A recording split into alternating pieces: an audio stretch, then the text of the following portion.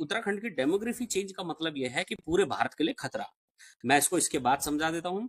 अभी डेमोग्राफी का आप ऐसे समझिए कि अगर उत्तराखंड के पहाड़ों में संख्या ज़्यादा होगी, तो ऑब्वियस सी बात है इसका प्रभाव पूरा का पूरा उस धरती पे, उस ग्लेशियर पे, उस पानी पे पड़ेगा। तो अगर उत्तराखंड के ग्लेशियरों को सुरक्षित रखना है, तो वहाँ की डेमोग्राफी कभी भी चेंज नहीं होनी चाहिए। और डेमोग्राफी चेंज का मतलब यह है कि ग्लेशियरों को पिघलना।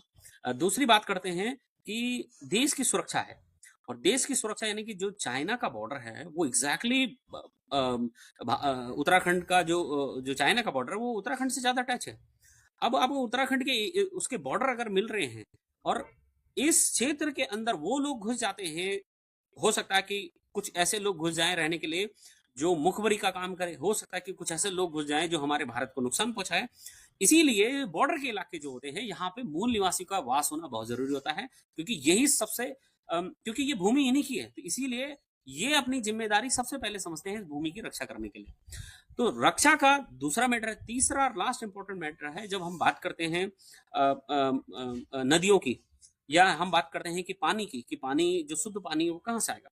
तो हम बात करते हैं मैक्सिमम नदियाँ जो लद्दाख की हैं, या मैक्सिमम नदियाँ जो हिमाचल की हैं, या जम्मू कश्मीर की, ये नदियाँ पाकिस्तान चली जाती है।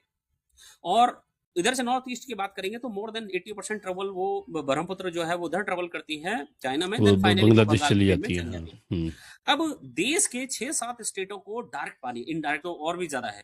डायरेक्ट पानी उत्तराखंड की गंगा, यमुना और रामगंगा, ये तीन जो मुख्य गंगा है, नदियां हैं, ये देश की 7 और 8 स्टेट के अंदर पानी पिलाती है।